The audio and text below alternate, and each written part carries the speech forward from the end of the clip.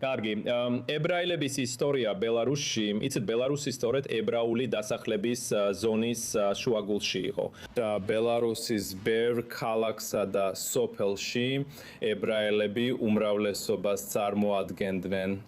და ბელარუსის ებრაელებმა საკმაოდ მნიშვნელოვანი გავლენა მოახდინეს ბელარუსის ისტორიაზე. ისრაელის მრავალი დამფუძნებელი მამა ბელარუსიდან იყო. ბელარუსიდან ბევრი ცნობილი ადამიანი არის. ასე რომ ჰოლოკოსტამდე ბელარუსში ოდესღაც ძალიან ძლიერი და განვითარებული ებრაული საზოგადოება იყო. ზოგიერთი პატარა შტეტლი ჰოლოკოსტამდე 95%-ით ებრაული იყო.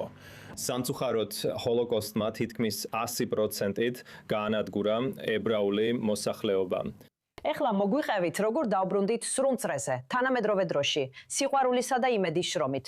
როდესაც გასულ წელს ებრაული საზოგადოების ხსოვნისთვის ნოვო-ნოვოგრუდოკში, დოქში ებრაული მუზეუმის გაფართოება დაამტკიცეს. იგრძენით მაშინ ეს, როგორც გამართლება და აღიარება, აგვიხსენით ეს გრძნობა. ნოვოგრუდოკი საკმაოდ უნიკალური ადგილია ბელარუსში. ნოვოგრუდოკში ყველაზე წარმატებული გაქცევა მოხდა გეტოდან იმ გვირაბით, რომელიც ნოვოგრუდოკის გეტოს ტყვეებმა გათხარეს. და 222-ზე მეტი გეტოს ტყვე გაიქცა ამ გვირაბით. ყველა მათგანი ვერ გადარჩა, მაგრამ ბევრი გადარჩა 100-ზე მეტი, ხოლო გვირაბი 200 მეტრის სიგრძის იყო. წელიწადზე მეტი ხნის წინ ებრაული საზოგადოება და ებრაული რელიგიური კავშირი გადაუწყვიტეთ, რომ ბელარუსში ჰოლოკოსტის მუზეუმის თმისთვის ადგილი არსებობს. და გადავწყვიტეთ, რომ ნოვოგრუდოკი ყოფილიყო ეს ადგილი, რადგან ვიცოდით ისტორია, ვიცოდით ეს საოცარი და უნიკალური გაქცევა და ჩვენ სხვა დიდ საკოლმოქმედო ფონდთან ერთად, სახელად მშვიდობა, ნოვოგრუდოკის მუნიციპალიტეტთან ერთად ხელი მოვაწერეთ შეთანხმებას,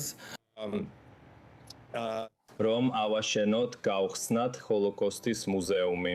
სინამდვილეში არა მხოლოდ ჰოლოკოსტის მუზეუმი, არამედ ჰოლოკოსტისა და ებრაული წინააღმდეგობის მუზეუმი ნოვოგრუდოკში, რომელიც დაფუძნებულია უკვე არსებულ ებრაული წინააღმდეგობის მუზეუმზე ნოვოგრუდოკში, რომელიც ქალაქში 2007 წლიდან ფუნქციონირებს. და 2025 წელს გადავწყვიტეთ ექსპოზიციის გაფართოება, რეალურად გაფართოება. ისტორიის და ნოვოგრუდოკის რუკაზე დატანა როგორც ჰოლოკოსტისა და ებრაული წინააღმდეგობის მუზეუმი და შესაბამისი შეთანხმება უკვე გაფორმებულია. ჩვენ ჩავატარეთ საერთაშორისო სიმპოზიუმი ჰოლოკოსტის ექსპერტებთან მთელი მსოფლიოდან, აშშ-დან, დიდი ბრიტანეთიდან, კანადიდან, ისრაელიდან, რუსეთიდან, ბელარუსიდან. სიმპოზიუმში, კონფერენციაში მონაწილეობდნენ ისეთი ადამიანები, როგორიც არიან მარტინ დინი, იოანა მიხლიჩი და სხვები და ჩვენ შევქმნით საკონსულტაციო საბჭო. ჩვენ მოვაწერეთ ხელი მემორანდუმს მომდევნო 5 წლისთვის, რომ კონდეს სამოქმედო გეგმა მუზეუმის აშენებისკენ და მუნიციპალიტეტმა კეთილგანწყობით დათანხმდა, გადმოეცა ყოფილი გეტოს ტერიტორიაზე არსებული შენობები, ბარაკების შენობები, სადაც პატიმრები ცხოვრობდნენ და სხვა შენობები ამ ტერიტორიაზე. და ჩვენ ასევე ვცდილობდით ინვესტორების მოზიდვას, დონორების მოძიებას ჩვენი პროექტის მხარდასაჭერად. არტურ, მოიცადე არტურ. ოდიში რომ გაწყვეტინებ. უნდა გავაგრძელოთ, რადგან დრო ძალიან ცოტა გვაქვს, მაგრამ მინდა აგვიხსნა, რაც შეიძლება მოკლედ. იცი, ჩვენ ვიცით, რომ ყველაფერი მოულოდნელად შეიცვალა თქვენთვის. გაფრთხილების გარეშე მოხდა ის, რაც მოხდა. ებრაული გეტოს მდებარეობის უეცარი აუქციონი და გაყიდვა კერძო მყიდველზე. რა მოხდა და რა სამართლებრივი გზების გამოყენება შეგიძლიათ, თუ საერთოდ არსებობს ასეთი?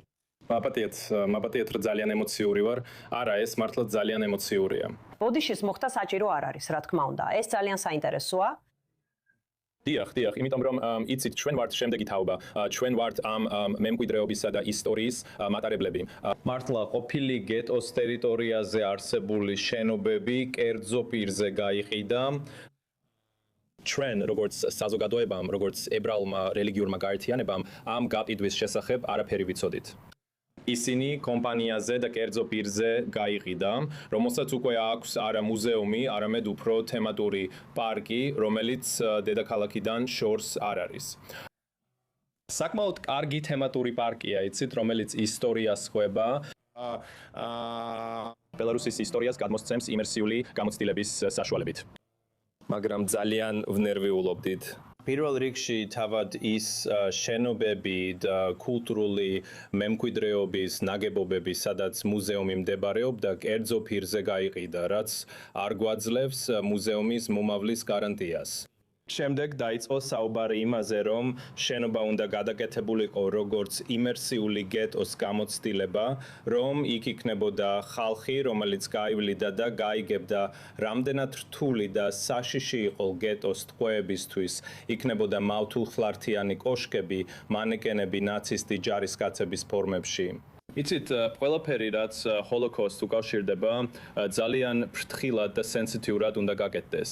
ებრაული თემის, ფართო საზოგადოების, გადარჩენილთა შთამომავლების, ექსპერტებისა და მუზეუმების მონაწილეობით. და კიდევ ერთხელ ჩვენი შეშფოთება ის არის, რომ ეს კერძო საკუთრებაში არსებული მუზეუმია. ვგულისხმობ პირველ რიგში მე არასდროს მსმენია მსოფლიოში სადმე კერძო საკუთრებაში არსებული ჰოლოკოსტის მუზეუმის პრეცედენტის შესახებ. და კიდევ ერთხელ მხოლოდ სახელმწიფო შეიძლება იყოს გარანტი იმისა, რომ მუზეუმი მომავალშიც შეინარჩუნებს თავის მიზანს, იქნება ღია საზოგადოებისთვის და არ შეიცვლება მისი კონცეფცია.